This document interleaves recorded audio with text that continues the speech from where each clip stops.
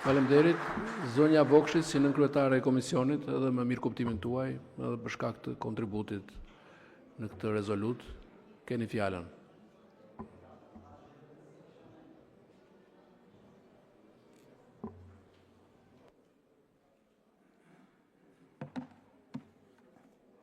Faleminderit, kryetar.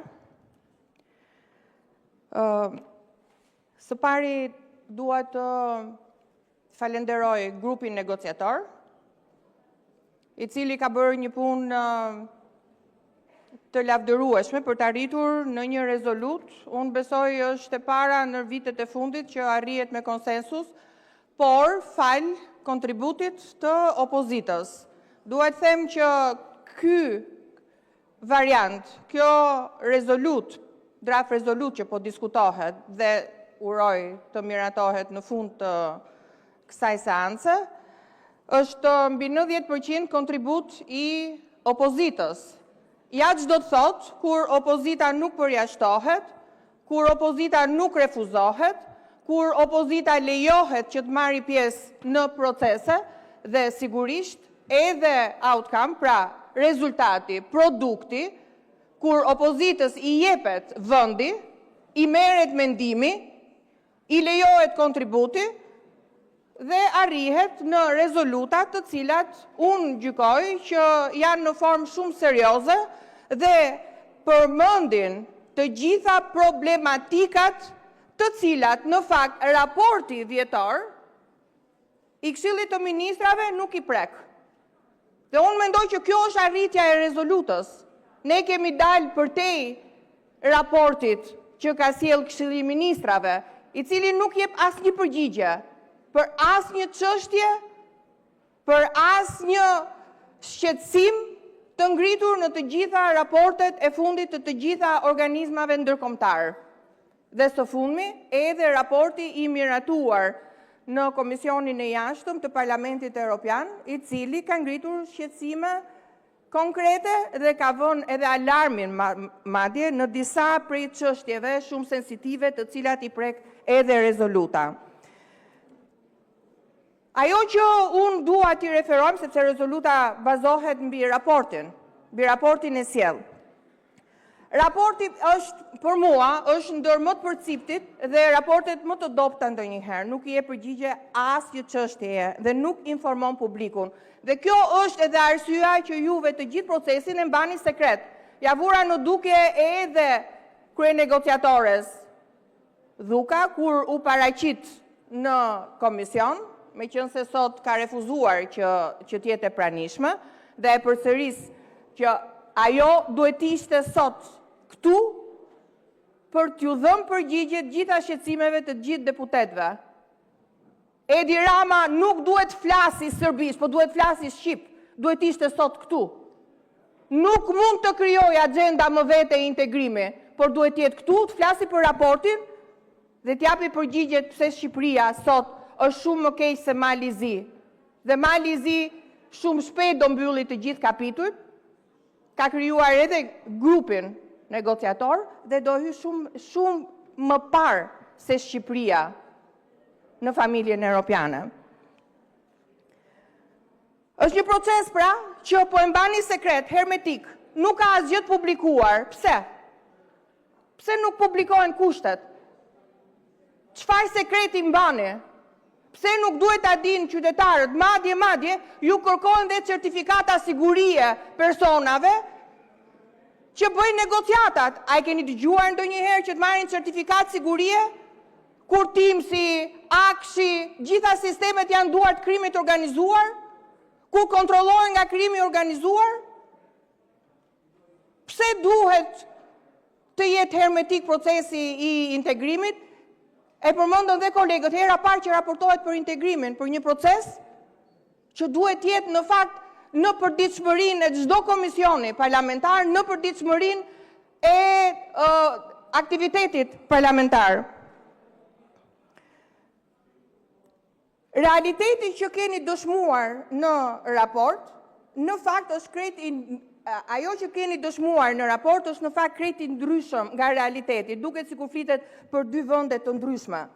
Nuk është dhënë asnjë përgjigje në raport pse Videm Institute e konsideron, mbas raportit final të Odirit, e konsideron Shqipërinë autokraci elektorale, ku të gjitha pushtetet përqendrohen në një dorë, ku media është e kontrolluar, ku shoqëria civile është e kontrolluar, ku drejtësia është e kontrolluar. Pretendohet që bëhen zgjedhje, po në fakt zgjedhje dunohen, opozita shantazhohet, persekutohet, arrestohet, burgoset. E thonë qartë gjitha raportet, po raporti i Këshillit Ministrave nuk thot asgjë. Edhe Komisioni Evropian, edhe Afeti së fundmi ka thënë që po, kemi ligjet, kemi legjislacionin që lejon zgjedhje të lira, por zgjedhjet në fakt nuk kanë qenë të lira. Strukturat partijake janë bërë njësh me strukturat shtetërore. Partia shtet i dhunoi zgjedhjet. Partia shtet i shantazhoi qytetarët. U keq përdorën masivisht burimet administrative. Vota u ble dhe pati dhe influencë të bandave kriminale. Por raporti nuk thot asgjë për këtë. Dhe në sajt të propozimit të opozitës, kjo është adresuar. Është adresuar qoftë në pjesën e kuvendit, detyrave të kuvendit, por edhe kërkesave për qeverinë. Është të intensifikohet ritmi i reformës zgjedhore në zbatim të plotë të rekomandimeve të OSBE Odirit dhe Komisionit të Venecias për garantimin e zgjedhjeve të lira. E thot rezoluta. Po a do i përmbajeni ju rezolutës të cilën po e miratojmë sot? Shpresoj që po, që të mos mbetet vetëm në letër. Të gjitha këto duhen bërë plan pune. Asgjë nuk thot raporti i Këshillit të Ministrave për indeksin e perceptimit të korrupsionit. 11 vende kemi rënë në vetëm një vit. Ka ngritur alarmin Afeti.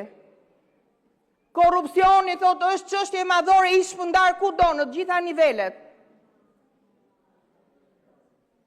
Asgjë nuk thot raporti. Nuk flet raporti as për shqetësimin madje që ka ngritur po Afeti, që ka folur jo vetëm për korrupsionin si shqetësim madhor, por ka folur edhe për ato që super imunitetin të cilin na e kanë propozuar kryetari grupit, kryetari Komisionit Ligjeve dhe kryeministri Dora Vet. Super imuniteti për të mbrojtur korrupsionin jo të lindave të tij, jo. Korrupsionin e tij, Edi Rama me ndryshimet e neni 242 kërkon të mbroj veten e tij, askën tjetër. Ndaj 82 deputetët të cilën ngritën kartonin për të mbrojtur Belinda Ballukun, që të mos i hiqej imuniteti, që të mos arrestohej për 11 akuzat në abuzim të 1.2 miliard eurove, akuza zyrtare nga Spaku, të cilat shkonin deri në 35 vite burg. Asnjëri prej 82 ju deputetëve nuk duhet flisni sot për procesin e integrimit. Ju keni shënuar një njollë të zezë në procesin e integrimit. Është faljush që i Bari është blokuar, sepse gjithë neve e dim shumë mirë, edhe dje përsëri, nuk u fol në komision për diskutimet e djeshme të Barit. Nuk u fol cila është çështja që po e pengon, po ama të gjithë e dim që është çështja Balluku, Rama Balluku, që po e pengon i Barin, që po pengon procesin e integrimit. Ndaj zoti kryetar, asnjëri prej 82 deputetëve sot nuk duhet t'i jepni fjalën. Ato duhet shkruhen 82 emrat në murin e turpit të kuvendit të Shqipërisë.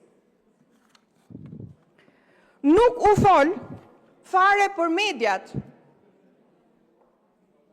6 raportet e fundit, në vetëm pak muaj të fundit, duke përfshirë këtu Odirin, duke përfshirë Komisionin Evropian, Këshillin e Evropës, Reporters Without Borders, open data e kështu me radhë të gjithë raportet evidentojnë faktin që asnjë prej rekomandimeve nuk është plotësuar për mbrojtjen e mediave dhe të shtypit të lirë.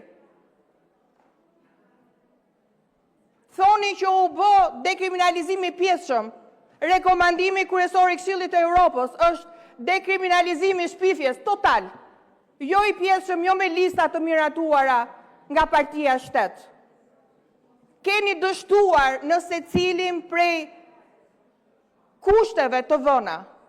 Keni dështuar për zgjedhjet, keni dështuar tek shteti ligjor, keni dështuar të mbrojtja e mediave, keni dështuar që të arrini standardet dhe përmirësoni cilësisht jetën e qytetarëve.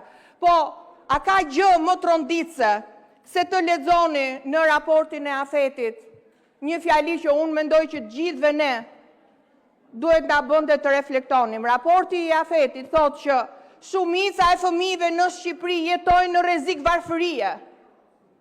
Pse? Sa më i lartë korrupsioni, aq më pak shërbime. Sa më i lartë korrupsioni, aq më pak zhvillim, aq më pak mirëqenie.